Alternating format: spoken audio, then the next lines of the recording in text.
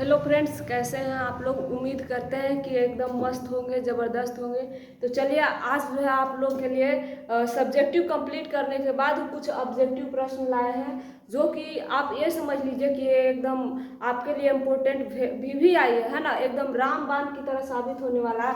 अगर आप सब्जेक्टिव पूरे अच्छी तरह से पढ़ लिए होंगे, है ना, तो इसमें आपको जो है थोड़ा सा भी प्रॉब्लम नहीं होगा। आप मेरे आंसर देने से पहले शायद आपके मन में उस सवाल का जो है जवाब आ जाएगा। ठीक है, चलिए हम लोग जो है इस चैप्टर 1 का जो पढ़े थे, प्राकृतिक एवं उसके विषय क्षेत्र, इसके बारे में जो इसका जो ऑब्जेक्टिव होता है वो सारा क्वेश्चन आज जो है हम लोग कवर करेंगे। ठीक है, देखिए आपके लिए पहला प्रश्न है, पढ़िएगा इसको। पहले आपको आंसर देने के लिए हम कुछ सेकेंड का टाइम भी देंगे। आप चाहें तो क्वेश्चन पढ़ने के बाद उसका आंसर आप कमेंट बॉक्स में दे सकते हैं। पहला प्रश्न है कि कौन कौन सामाजिक भूगोल का उपक्षेत्र नहीं है। इसमें क्वेश्चन ये नहीं पूछ रहा है कि कौन है, कौन नहीं है ना।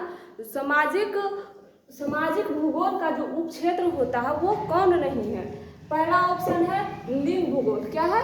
लिंग भूगोल। दूसरा सांस्कृतिक भूगोल, सैन्य भूगोल और चिकित्सक भूगोल। इसमें आप अगर सब्जेक्टिव पढ़े हैं तो इसमें आपके मन में एकदम पहले नंबर पर आ गया होगा कि इसका सही आंसर क्या होगा।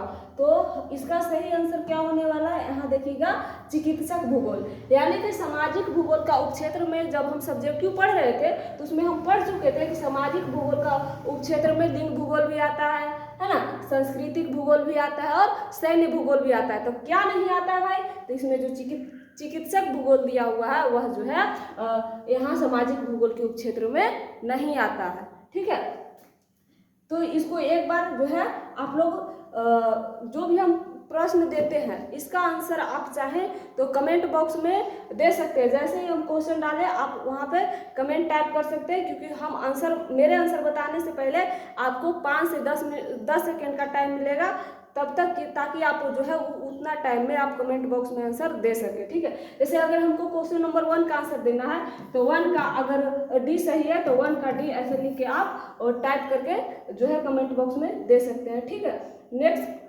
क्वेश्चन देखते हैं हम लोग। अगला क्वेश्चन क्या है?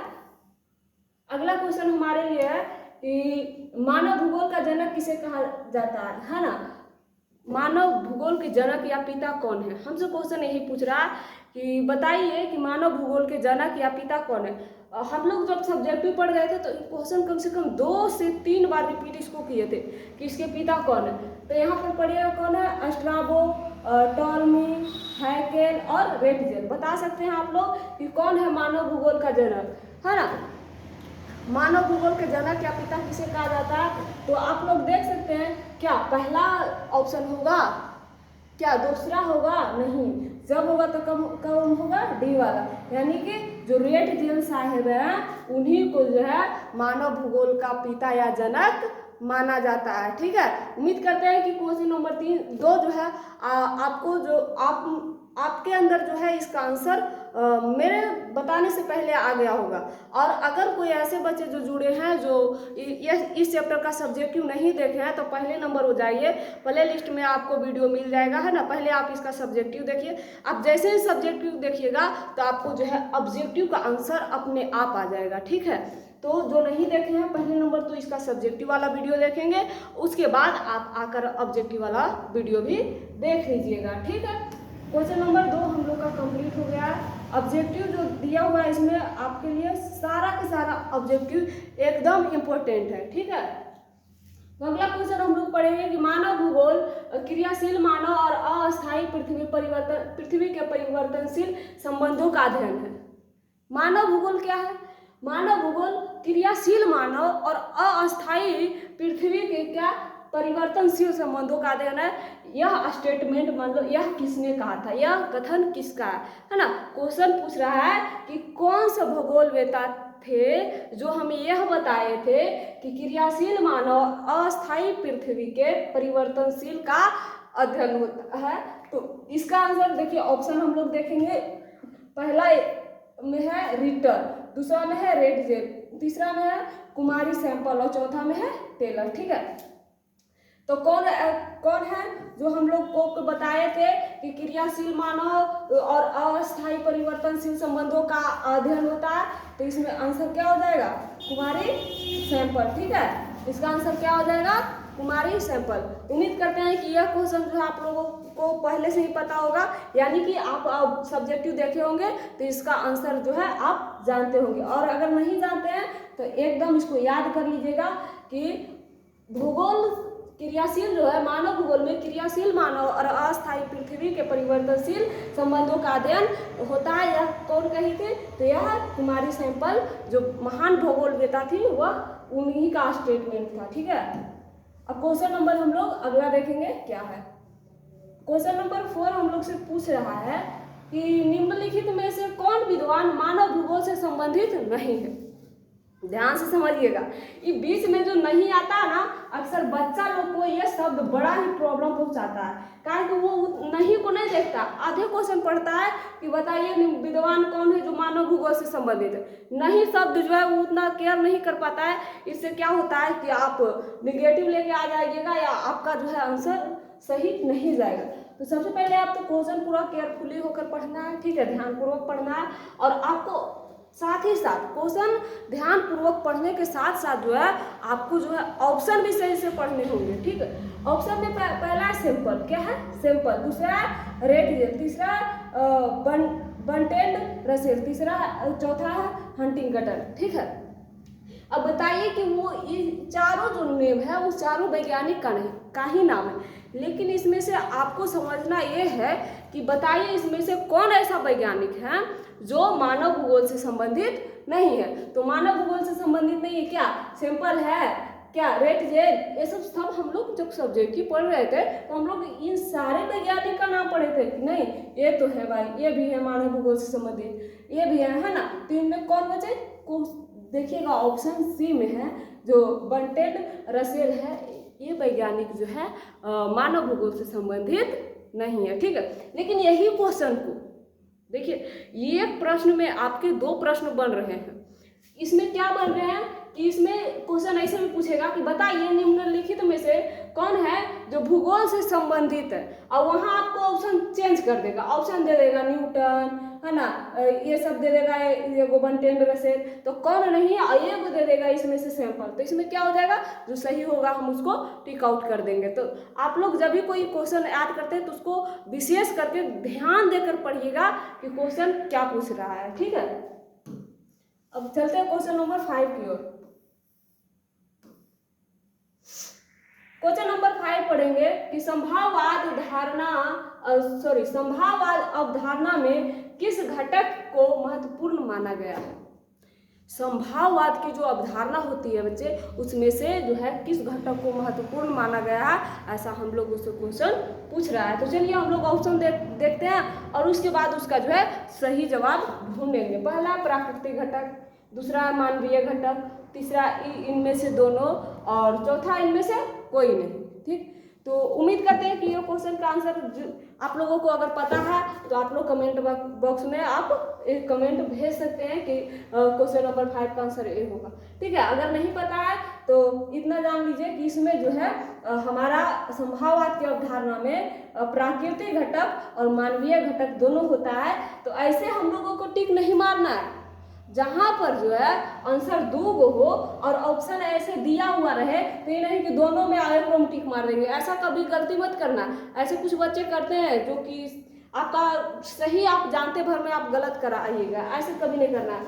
अगर आप देख रहे हैं कि हमारा जो है दोनों ऑप्शन सही है, वहाँ पर अगर 2 को सही है तो आपको जो है अगला ऑप्शन जरूर मिलेगा इनमें से दोनों। तो अगर ये दोनों सही है तो हम लोगों को जो है मतलब थर्ड ऑप्शन मारना है जो पूर्ण रूप से ये मतलब ए दोनों का नाम इसमें दिया गया, मतलब कि ए और बी जो होगा दोनों होगा।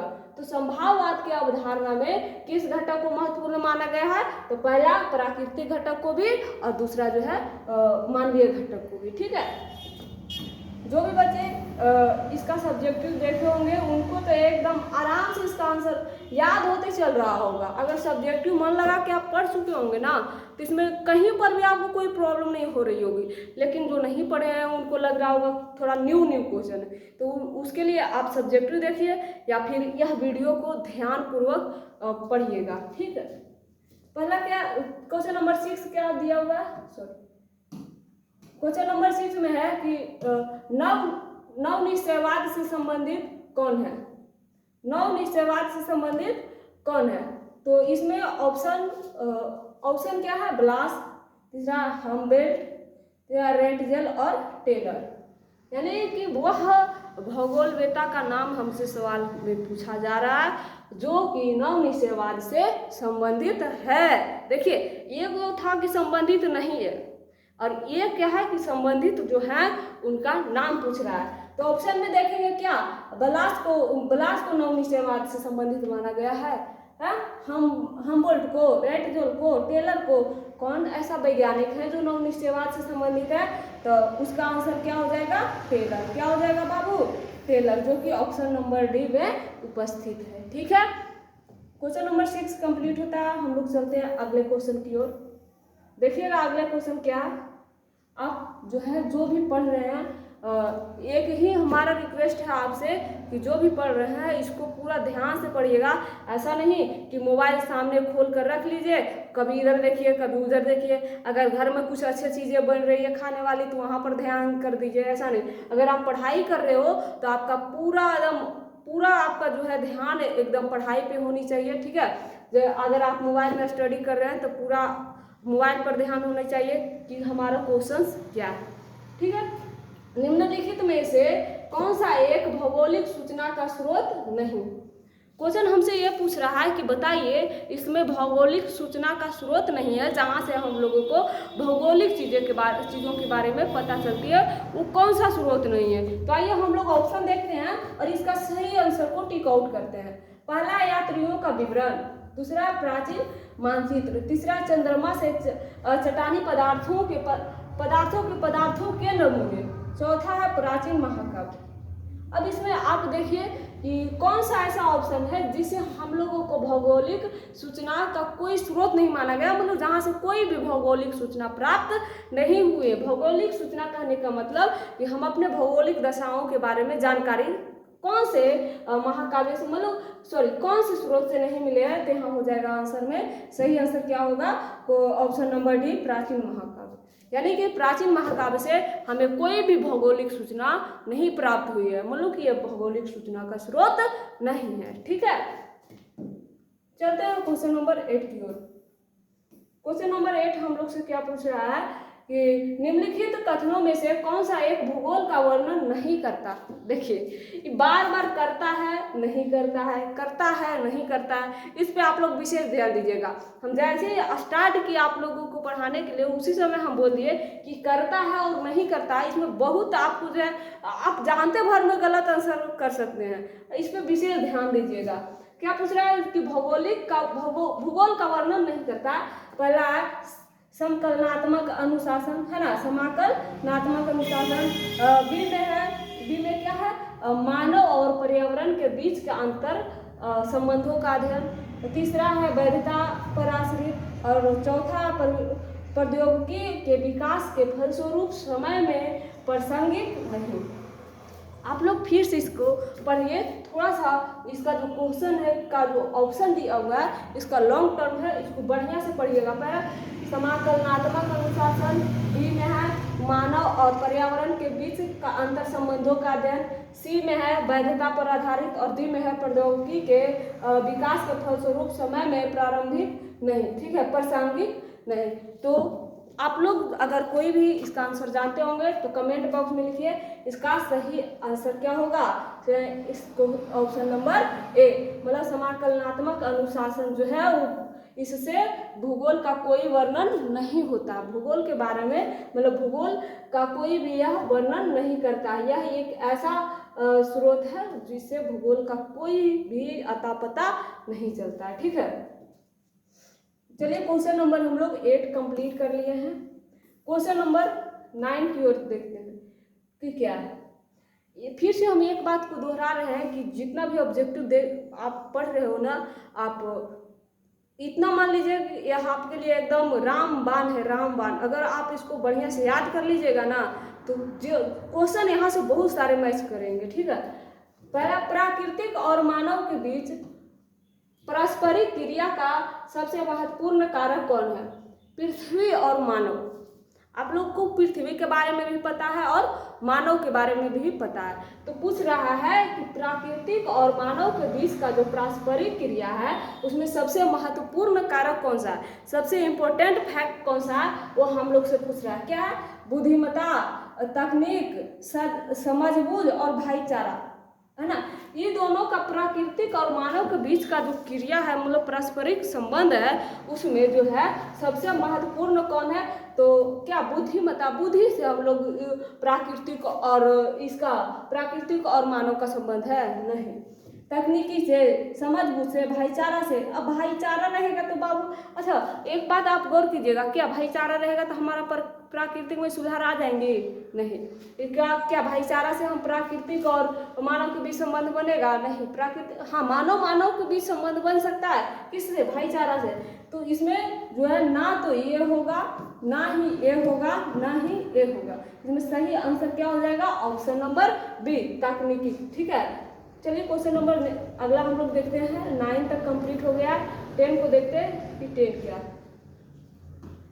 निम्नलिखित में से कौन मानव की मूल आवश्यकता से संबंधित नहीं? निम्नलिखित में से कौन है मानव की मूल आवश्यकता? जब हम सब्जेक्टिव पढ़ा रहे होंगे, अब पढ़ा रहे थे, तो उस वक्त हम आप लोग को से एक बात बोले थे कि मनुष्य के 3 मूलभूत आवश्यकताएं होती है, रोटी, कपड़ा और मकान। हम जो बोल रहे हैं रोटी, कपड़ा और मकान, हम जो अपना लैंग्वेज में बोल रहे हैं, और क्वेश्चन में वही थोड़ा सा घुमा दिया। देखिए वही हम ढूंढेंगे जो अभी हम आप लोग को बताए हैं, रोटी, कपड़ा और मकान मनुष्य के 3 मूलभूत आवश्यकता होती है। और लेकिन यहाँ पूछ रहा है कि मूलभूत आवश्यकता से संबंधित नहीं है। फिर देखिए, नहीं है। हम जो अभी आप लोग बताए हैं कि जो मूलभूत आवश्यकता है, लेकिन क्वेश्चन क्या पूछ रहा है कि नहीं है। तो इसमें जो रोटी, कपड़ा और मकान के छाट कर जो होगा वही हम लोग समझ जाएंगे कि क्वेश्चन का आंसर है। तो पहला क्या? परिवहन, दूसरा है कृषि, तीसरा गृह निर्माण और चौथा है वस्त्र उद्योग। अब देखो, कृषि करते हैं तो इससे हमें रोटी मिलती है ना। गृह निर्माण तो घर मिलता है, यानी कि मकान, है ना। अब यहाँ पर डी ऑप्शन में है वस्त्र, यानी कि कपड़ा, है ना। तो ये तीनों तो हम लोगों को मिल गया। लेकिन क्वेश्चन पूछ रहा है कि जो मूलभूत आवश्यकता से संबंधित नहीं, तो हमारा जो मूलभूत आवश्यकता 3 थी वो तो सामने झलक रहा है। तो कौन नहीं होगा? परिवहन नहीं होगा। तो हमारा जो आंसर क्या हो जाएगा? ऑप्शन नंबर ए, परिवहन। यानी कि परिवहन जो है हमारे मूलभूत आवश्यकता से संबंधित नहीं है। ठीक है, चलिए क्वेश्चन नंबर 10 हम लोग कंप्लीट कर लिए हैं। क्वेश्चन नंबर 11 की ओर चलते हैं। ठीक है, क्वेश्चन नंबर 11 क्या पूछ रहा है कि निम्न कथनों में से कौन सा एक भूगोल का वर्णन नहीं करता? मतलब जो इसमें कथन दिए गए हैं उनमें कौन सा कथन है जो भूगोल का वर्णन नहीं कर रहा है? तो हम लोग इसका ऑप्शन देखेंगे। पहला, समाकलनात्मक। ये क्वेश्चन हो गया बाबू, इसका आंसर आप लोग जाते होंगे। अभी हम लगता है 6 या 7 नंबर, क्वेश्चन नंबर 7 में बताया। तो इसका आंसर हम बता चुके थे। इसका क्या हुआ? समकलनात्मक अनुशासन। ठीक है, तो इसका हम बता दिए, इसलिए ज़्यादा विश्लेषण नहीं करेंगे इस पर। चलिए क्वेश्चन नंबर 12 देखते हैं। क्वेश्चन नंबर 12 क्या आप लोग से पूछ रहा है कि निम्नलिखित में से भौगोलिक सूचना का स्रोत नहीं है। इसमें से जो ऑप्शन दिए गए इनमें से कौन सा ऐसा ऑप्शन है जो भौगोलिक सूचना का स्रोत नहीं है? ये भी सवाल शायद हो चुका है। इसका भी सही आंसर हम लोग मारेंगे और आगे निकलेंगे। इसका हम बता दिए थे कि जो प्राचीन महाकाव्य होता है, ये जो है इससे कोई भी भौगोलिक सूचना हम लोगों को प्राप्त नहीं होती है। इसलिए इसका आंसर क्या हो जाएगा? Option number D. ठीक है, चलिए क्वेश्चन नंबर 12 कंप्लीट है। 13 की ओर चलते हैं। 13 में क्या पूछ रहा है कि निम्नलिखित में से कौन सा एक लोगों और पर्यावरण के बीच अन्योन्य क्रिया का सर्वाधिक महत्वपूर्ण कारक है? हम लोग से क्वेश्चन यह पूछ रहा है कि बताइए आप कि लोग और पर्यावरण के जो है अन्योन्य क्रिया जो है इसमें सर्वाधिक महत्वपूर्ण कौन है? तो ऑप्शन पढ़ेंगे क्या है? मानव बुद्धिमत्ता, प्रौद्योगिकी, लोगों का अनुभव और मानवीय भाईचारा। ये क्या हो जाएगा? आपका आंसर क्या होगा कि आप फिर से ऑप्शन पर विशेष ध्यान दीजिएगा। क्या ऑप्शन ए में है मानव बुद्धिमत्ता। क्या मानव बुद्धिमत्ता से लोग और पर्यावरण के बीच का क्रिया होती है? नहीं, इसमें ये नहीं होगा। ठीक है, फिर प्रौद्योगिकी, फिर लोगों का अनुशासन, मानवीय भाईचारा, इनमें से अगर आप कोई जानते होंगे तो कमेंट बॉक्स में सही आंसर कीजिए। इसका सही आंसर क्या होगा? Option number B. क्या होगा? प्रौद्योगिकी। ठीक है, क्वेश्चन नंबर 13 के बाद क्वेश्चन नंबर 14 की ओर चलते हैं।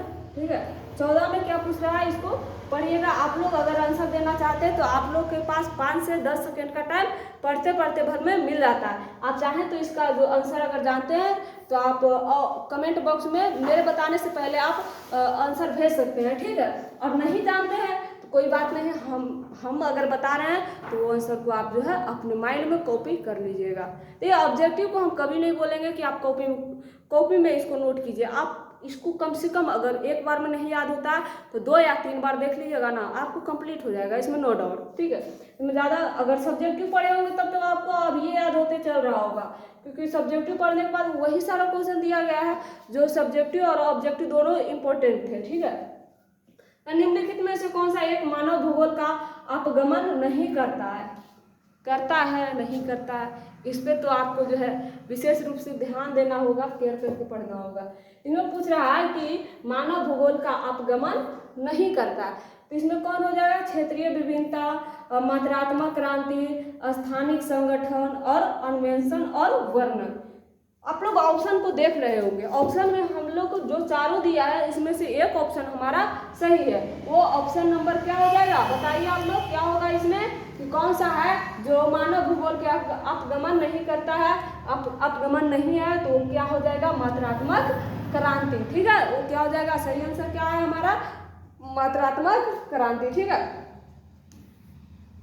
क्वेश्चन नंबर 15 को देखते हैं हम लोग। 15 में पूछ रहा है कि मानव भूगोल में क्षेत्रीय विभेदन की शुरुआत का दशक कौन सा है?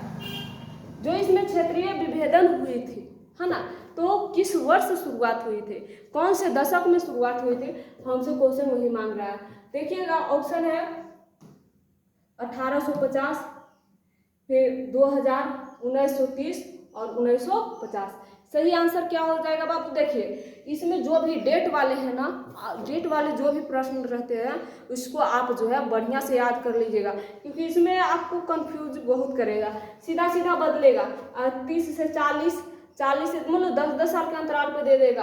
आपको जो है कंफ्यूज करने के लिए एग्जामिनर जो है अपने दिमाग से वो डेट वाले क्वेश्चन बैठाते हैं। इसलिए ऐसा प्रश्न अगर आपको मिले तो आप इसका एकदम डायरेक्ट रट्टा मार लीजिए एकदम, है ना। तो क्या हो जाएगा? कौन सा वर्ष हो जाएगा इसका? क्या 1950 होगा?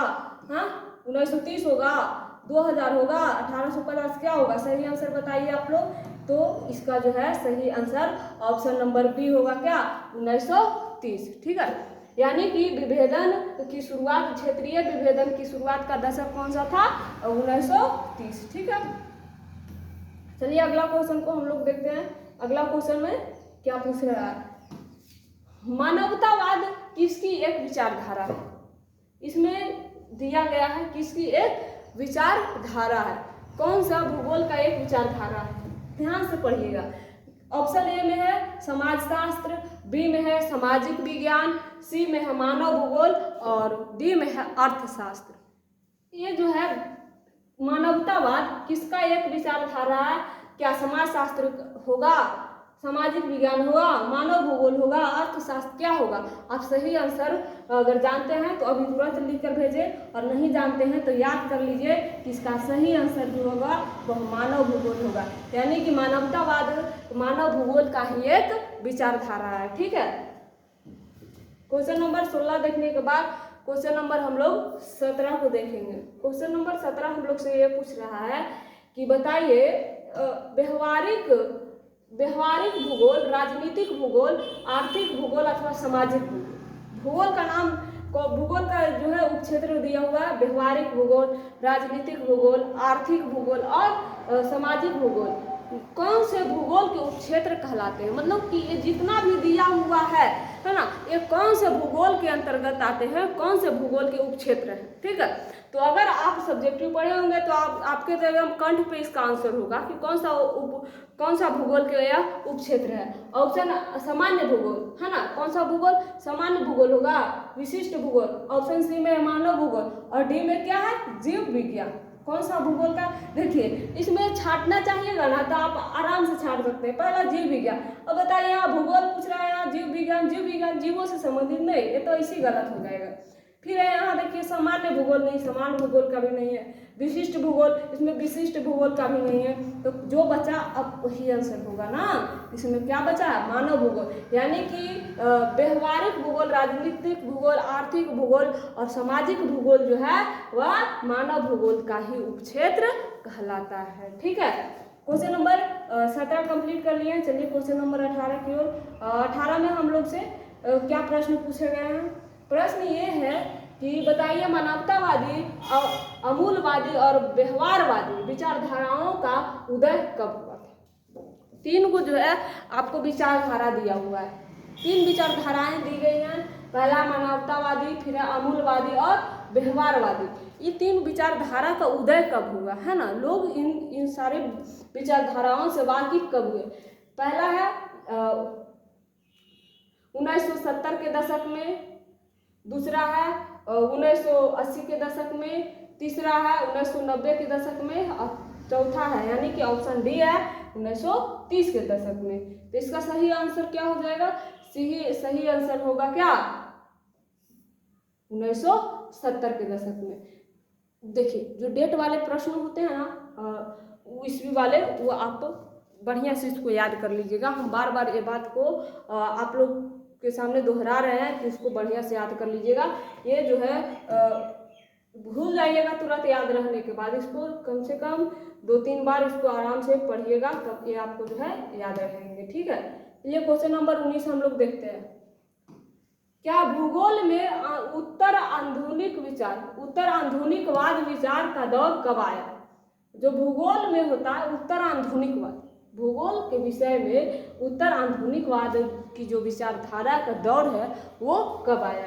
ऑप्शन देखिए 1990, 1970, 1960, 1930। कब आया भाई, तो इसका सही आंसर क्या हो जाएगा। अगर आप लोग जानते होंगे तो कमेंट बॉक्स में आंसर लिख के भेज दीजिए, और नहीं जानते हैं तो याद कर लीजिए कि इसका आंसर जो है वह 1990 होगा। यानी कि 1990 के दशक में आधुनिकवाद विचारधारा का उदय, यानी कि आधुनिकवाद विचारधारा का जो दौर है वह आया था। ठीक है, 19 के बाद क्वेश्चन नंबर हम लोग 20 की ओर चलते हैं। 20 में क्या आप लोग से पूछा गया है कि मानव भूगोल का उपक्षेत्र चिकित्सा भूगोल किस विषय से संबंधित है। मानव भूगोल का एक क्षेत्र होता है कौन, चिकित्सा भूगोल, वह जो है किस विषय से संबंधित है। तो ऑप्शन में देखिए, ऑप्शन ए में है मानव विज्ञान, 2 में है महामारी विज्ञान, 3 में है मनोविज्ञान और चौथा में कल्याण अर्थशास्त्र।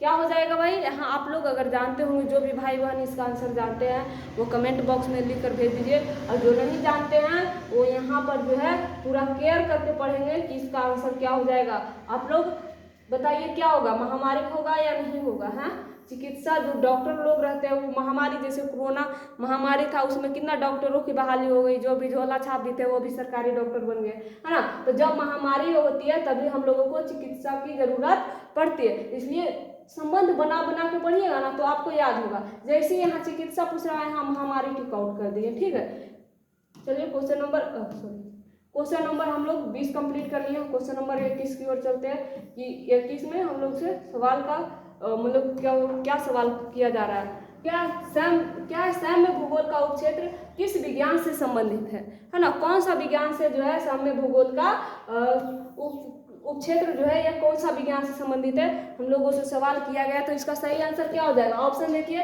पहला है सैन्य विज्ञान, फिर है राजनीतिक विज्ञान, फिर है जनसांख्यिकी विज्ञान और तीसरा सामाजिक विज्ञान। तो इसका सही आंसर क्या हो जाएगा।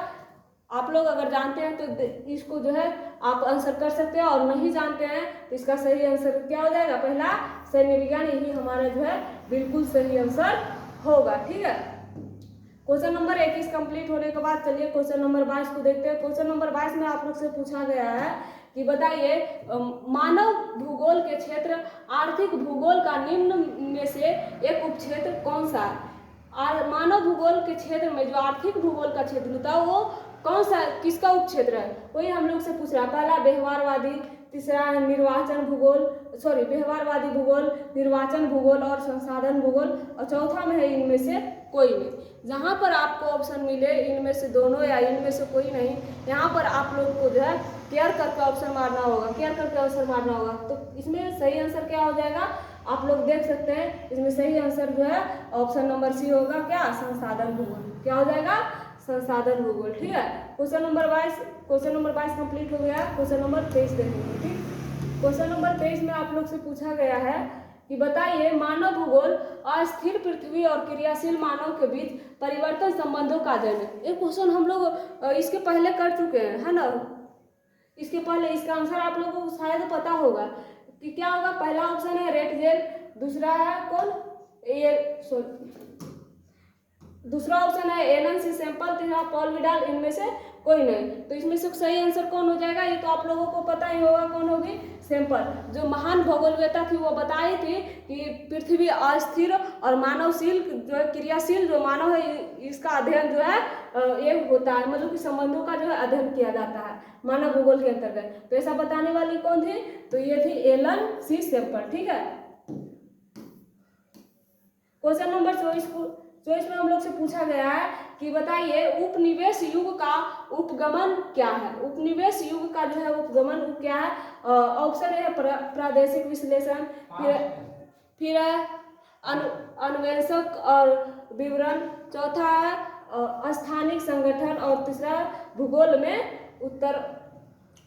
में उत्तर आधुनिकवाद। इसका सही आंसर क्या हो जाएगा, तो सही आंसर इसमें हो जाएगा क्या, अन्वेषक और विवरण। ठीक है, उम्मीद करते हैं कि जो भी क्वेश्चन बताया गया है इसका आंसर मतलब कि जितना बताया हम उतना आप लोग जो है रिवीजन कीजिएगा और याद कर लीजिएगा। जो भी क्वेश्चन बताए गए हैं ऑब्जेक्टिव वो सारा के सारा एकदम VVI है। आप अगर इसको याद कर लेते हैं तो बोर्ड एग्जाम में आप अधिक से अधिक नंबर उठा पाइएगा। ठीक है, तो आज का क्लास यहीं तक। आपके लिए अगला क्लास जो भी लाया जाएगा आप उन क्लासों को भी अच्छे तरह से देखिएगा, मतलब कि जो भी पढ़ाया जाएगा वो आप उसको जो है केयर करके याद करते चलिएगा। ठीक है।